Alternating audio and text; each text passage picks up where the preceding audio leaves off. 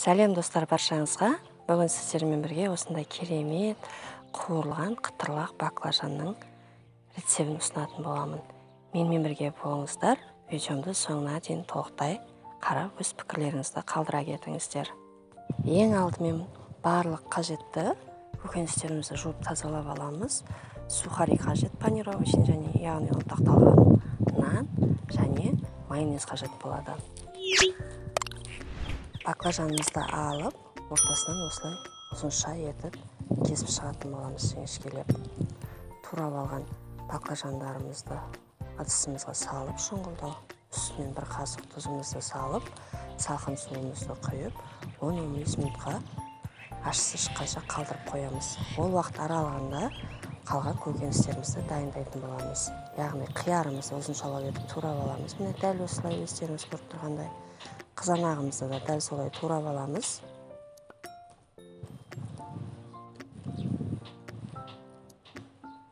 Және тәтті бұрышымызды да дәл солай ұзынша етіп турап аламыз. Сарымсағымызды майдалап еш тураймыз, немесе үккіштен өткізсеңіздер де болады. Дәл осылай майдалап турап, майонезіміздің үстіне салатын боламыз. Енді майдалап асқоғымызды турап аламыз, жақсылап. Қыздар жасауға кеңес беремін. Өте дәмді болып шығады. Әрі пайдалы салаттардың бірі. Сіздер де жасап көріңіздер міндетті түрде. Жақсылап араластырып аламыз. Енді баклажандарымызды қуыратын боламыз. Ол үшін жұмыртқамызға кішкене тұз салып араластырып, онға аунатып аламыз. Екі бетін жақсылап, содан жұмыртқаға аунатып аламыз. Сосын нан ұнтағына екі бетін аунатып аламыз. Міне барлығын осылай жасап, дайындап аласыздар. Жасалу өте оңай қыздар. Жұмыртқаға араластырамыз, нан ұнтағына араластырамыз.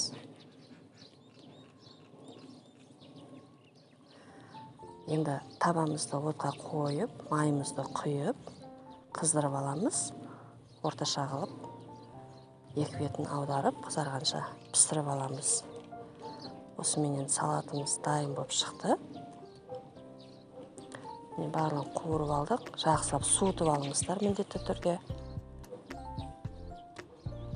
Суып болған соң, арасына майонезімізді жағамыз. Алдын ала дайындап қойған соусымызды яғни. Және салат жапырағын қоямыз үстіне.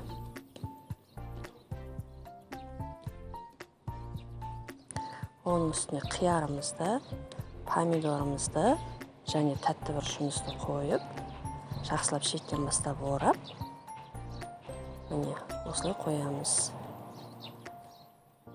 Дайын болды осымен. Өте дәмді тіске басарлардың бірі. Ыстықтай жесеңіздер де болады, мұздатып жесеңіздер де болады. Дастархандарыңызды ашады міндетті түрде. Тағы біреуін көрсетіп жіберейін.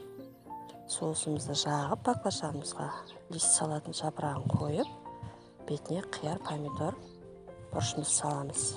Сіздерге де ас болсын. Назарларыңызға көп рахмет. Егер видеом ұнап жатса, өз пікірлеріңізді қалдыра кетіңіздер. Сау болыңыздар.